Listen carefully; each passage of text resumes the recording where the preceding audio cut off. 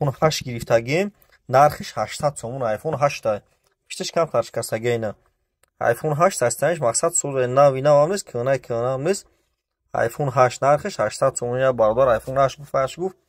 На iPhone 8. Амира 8 плюс чам будорум ина бардоро тамошо кунина. Марҳамат. Неш iPhone 8 плюс ай. iPhone 8 плюс ай 1800 сом iPhone 8 плюс. Не iPhone XX Max, не XS, не XS Max ай. XS Max ай, не XX ай. нархи 2500 сомон. Телефон састаиш навай коробка дора.